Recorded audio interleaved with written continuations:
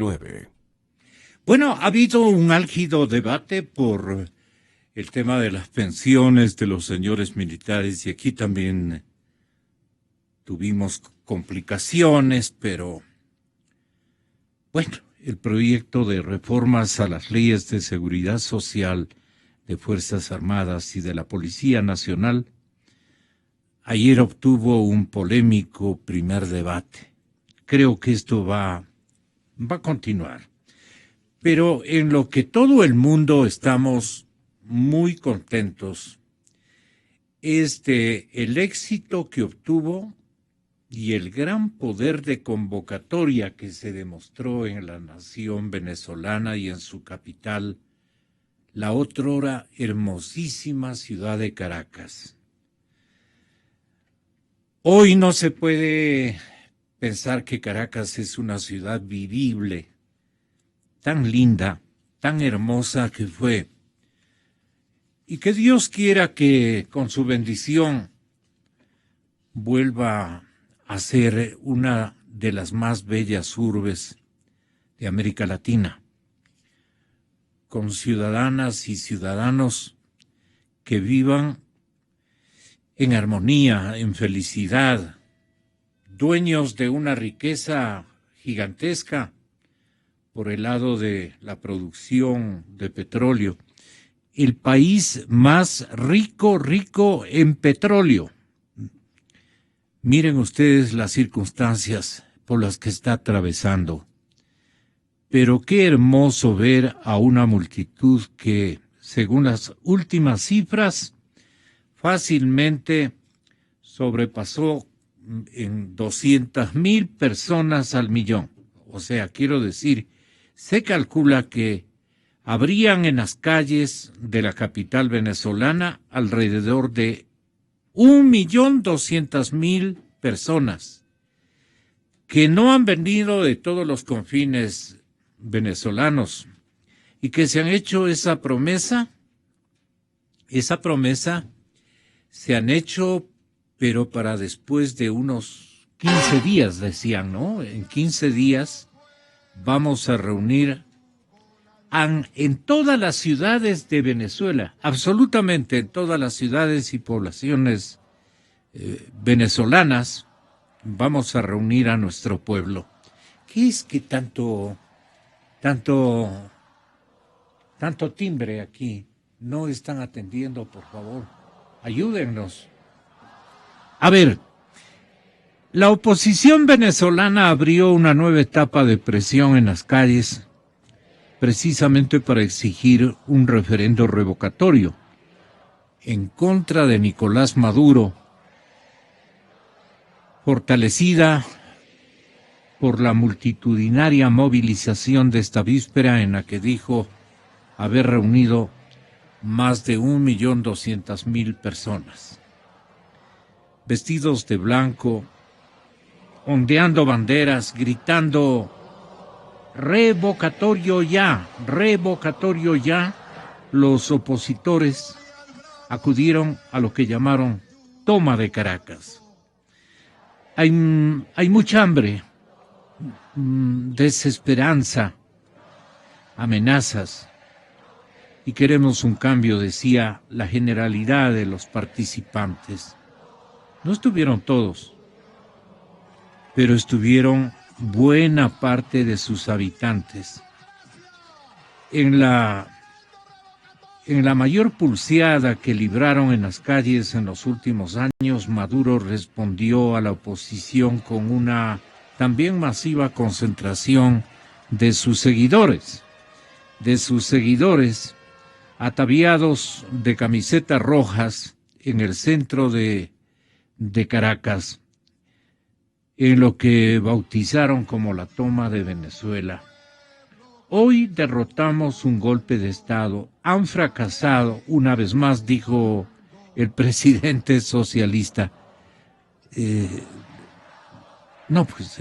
Los ojos del mundo estuvieron sobre Caracas y la cosa fue de extraordinaria aceptación y participación, pero nunca vista en una ciudad latinoamericana esa magnitud de gente, qué impresionante, como para que el señor Maduro y su vicepresidente Diosdado Cabello hayan dicho que fue un fracaso la cita opositora a su régimen. Eso no tiene sentido. Yo quiero decirles que fue impresionante la participación, porque todos vimos, pues aquí no hay que ponerle ni adjetivos, sino simple y llanamente memoria y objetividad a lo que pudimos ver en la marcha convocada por la oposición en la capital venezolana.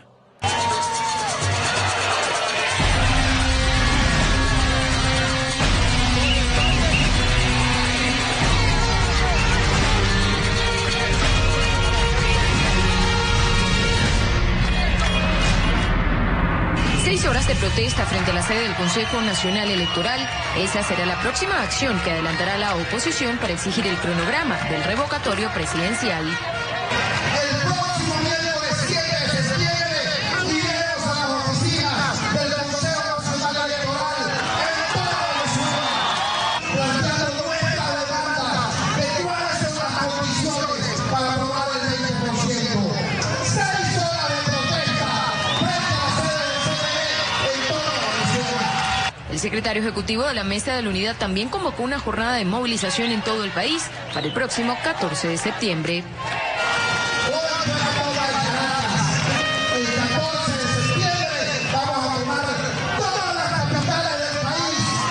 Previo a la denominada toma de Caracas, el CNE notificó a la MUD que el 13 de este mes anunciaría las condiciones para la recolección del 20% de las firmas necesarias para completar la segunda fase del revocatorio. De ese pronunciamiento dependerá el objetivo de nuevas acciones de protesta. Puede ocurrir dos cosas: que esas condiciones sean legales, sean condicionales y sean aceptables. Si eso es así, el 14 nos movilizamos en toda Venezuela para activar ese 20%. Pero si no es así, ese 14 nos movilizamos en protesta activa nacional en toda Venezuela, en todo el país. Pero no será la consecuencia. Y es que la oposición advierte no dejará la calle hasta tanto se materialice la consulta popular. Cuando se apruebe el 20%, al día siguiente vamos a convocar no la toma de Caracas, la toma de Venezuela. La convocatoria fue multitudinaria. Según el partido Voluntad Popular, sobrepasaron el 1.000.000 de ciudadanos que a gritos pedían revocatorio. En un río blanco de gente por toda Caracas, es impresionante. Leopoldo lo dijo en el año 2014, semi-encarcelamiento vale para el despertar de un pueblo, bien valdrá la pena. Leopoldo, sé que no me puedes oír, pero valió la pena, Leopoldo, el pueblo despertó. El bloqueo de vías y las amenazas del chavismo, aseguran, lograron el efecto contrario. Todas esas amenazas del gobierno nos resbalan. Lo más importante ya lo tenemos, que es la fuerza de este pueblo que tomó una decisión, que la expresó el 6 de diciembre y que ahora la quiere expresar en el revocatorio. Durante la movilización, el presidente de la Asamblea Nacional, Henry Ramos Ayub, desestimó las amenazas de Nicolás Maduro de retirar la inmunidad parlamentaria al bloque opositor. Lo consideró un disparate. Mira, yo no sé cómo será eso, pero en fin, cualquier extravío es posible tratándose del presidente. Tras entonar el himno nacional frente a la multitud, la dirigencia opositora pidió a los manifestantes retirarse en paz. Aseguraron que el objetivo de la protesta se cumplió.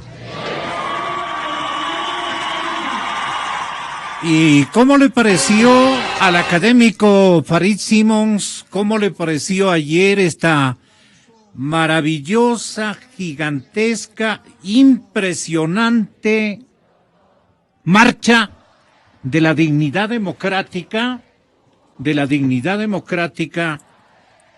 señoras y señores del pueblo venezolano? ¿Cómo ustedes alcanzaron, señoras, distinguidos caballeros? Nos está visitando la gran artista ecuatoriana Paulina Tamayo. Pero mira, Farid, ¿cómo tú, digamos, definirías esta maravillosa concentración de más de 1 millón de venezolanos que se dieron cita en la urbe más bonita otrora de América Latina? Ten la bondad de, ¿cuál fue el resultado de esta convocatoria? Y más que todo, con esta dimensión de comparecencia democrática a las calles de Caracas, ¿qué podemos esperar? ¿Se acercan rápidamente los últimos días del marudismo, por decirlo de alguna manera, o tú crees que eso será un objetivo casi imposible de poder conquistar para beneficio de la gente venezolana que ha vivido y sigue viviendo circunstancias terribles, en hambre, en necesidad, en desbarajuste, en desorganización, en inseguridad?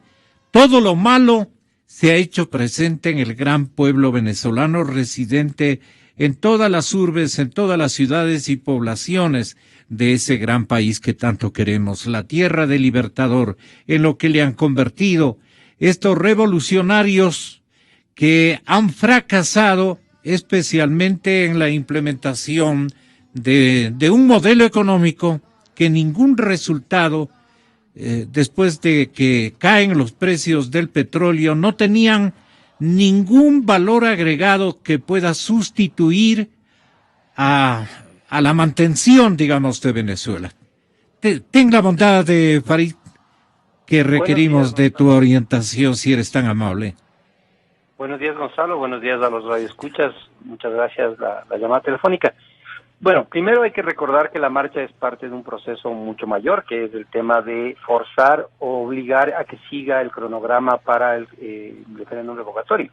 Es decir, la marcha es parte de una movilización política que tiene un objetivo claro, que es asegurarse que el tribunal, que el Consejo Electoral venezolano siga con ese cronograma para que se permita consultar a los venezolanos si se revoca o no se revoca el mandato de Nicolás Maduro. Entonces hay que recordar que la marcha es parte de una estrategia política mayor. O sea, es impresionante ver la cantidad de gente que sale a las calles, y es impresionante ver la cantidad de gente que sale a las calles de la oposición y del oficialismo, porque hay que recordar que ayer también se dio una marcha paralela, no de las dimensiones ni del tamaño de la marcha de la oposición, pero una marcha bastante importante también del oficialismo. Sin embargo, claro, lo que deja, el mensaje que deja el día de ayer es, primero, que la oposición ha demostrado que tenía una capacidad de movilización importante, que algo que no había sucedido desde el 2014. Hay que recordar que en el 2014 fueron las últimas marchas relevantes de la oposición venezolana, así de ese tamaño. Y el mensaje es claro, ¿no es cierto? Hay una cantidad significativa de ciudadanos venezolanos, ciudadanas venezolanas, que exigen que se siga un mecanismo democrático para resolver la permanencia o no de Maduro en la presidencia de la República. Y por otro lado hay un Estado que está tomado efectivamente por un partido político, el cual ha condicionado tanto al Consejo Electoral como al Tribunal Constitucional a una serie de decisiones claramente que frenan esa opción. Es este tema de la bipolaridad de algunos regímenes. El Tribunal Supremo de Justicia de Venezuela, el Tribunal Constitucional. Esta es la mejor expresión de la bipolaridad democrática y política de algunos regímenes que se dicen democráticos, que reivindican y recogen la voz de la mayoría o la voz de los ciudadanos cuando les favorece, pero desacreditan, boicotean, impiden que esa voz se exprese a través de los mecanismos democráticos que las constituciones que ellos mismos escribieron, a través de esos mecanismos se expresa esa oposición. Entonces, ayer es una expresión importante de reclamo, una expresión importante de la adhesión a la búsqueda de una salida política y democrática. ¿Y qué expectativa tienes del revocatorio, Farid? Las declaraciones de Maduro vuelven al mismo tema. La primera es esta cuestión de amenazar a los parlamentarios y levantarles la inmunidad. Entonces es volver a usar el mecanismo tremendo que ha utilizado contra los opositores de encarcelarles en nombre de promover la violencia, lo cual es la expresión más evidente intolerancia ante las ideas contrarias, y la reacción no ha sido de decir que se va a respetar esta expresión popular y que se va a dar paso a que el Consejo Nacional Electoral haga lo que tiene que hacer. Entonces, nuevamente como que se ha enconchado bajo la misma defensa de sus de permanecer en el poder, de permanecer en el poder por permanecer ahí. Entonces, hay cosas bien interesantes de lo que ha pasado. Primero, estas denuncias clarísimas de las restricciones que pusieron para que la gente que venía a adherirse a la marcha llegue a Caracas. Lo que hemos visto nosotros aquí también en el país, esos controles de los buses de la entrada de las ciudades, el tema de impedir el acceso, etcétera. Después, como ya no pudieron frenar la masiva concurrencia de personas a la marcha, restringir la cobertura de prensa y después crear una contramarcha para hacer sentir que esta idea de que la marcha, que frente a la oposición hay un oficialismo movilizado en la misma dimensión. Ahora, incluso asumamos que están movilizados, esto es por el momento solamente para una hipótesis de trabajo. Si tan seguro está el señor Maduro de que él tiene la mayoría del pueblo venezolano a su favor, ¿por qué no da paso al plebiscito revocatorio? Esa es la interrogante del millón, así es. Porque tiene miedo, porque sabe que el pueblo venezolano está cansado, más allá de la propaganda, porque dicen que muchas de estas cuestiones es producto de una guerra económica, que es producto de una propaganda, etcétera. Más allá de eso, me parece que hay un entorno del pueblo venezolano donde la gente está descontenta por la gravísima situación que está atravesando en muchos sentidos, sentido de seguridad. Gonzalo, tú hace un momento mencionabas algunos de ellos. Seguridad ciudadana. Una de las ciudades con mayores índices de violencia en el mundo. Una inflación impresionante. Una baja producción de alimentos que ha generado casi en algunos lugares hambruna por la no acceso a los alimentos. Eso es cierto. Una práctica política corrupta, absolutamente corrupta, en un país que tenía desigualdades y que efectivamente... ¿Y es un narcoestado este momento? Yo no tengo información para afirmar que es un narcoestado, pero es un estado que está bajo sospecha permanente de corrupción y de actividades ilegales, donde personas vinculadas a los más altos cuadros políticos del oficialismo están o procesadas o bajo sospecha o de corrupción o de narcotráfico. Es una situación bien complicada y claro, ahí nuevamente regresa la doble moral, ¿no es cierto? Mientras señalan con el dedo lo que está pasando en Brasil y retiran el embajador y le llaman a consulta y dicen que hay un golpe de Estado, en otro país donde hay unas situaciones complejísimas, donde la violencia política se ha extendido, donde los mecanismos, donde la ciudadanía está sufriendo, o sea, hay mucha gente que está sufriendo.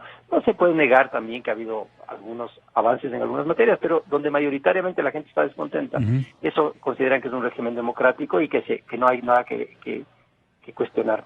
Es el doble estándar y una de las cosas más graves de lo que estamos viviendo en este entorno político de Latinoamérica es esta caricatura de dignidad que solamente mira a un lado cuando les conviene y mira hacia el otro lado cuando no les conviene. Te doy un abrazo, te deseo un feliz fin de semana y te agradezco por esta generosa comparecencia a nuestros micrófonos.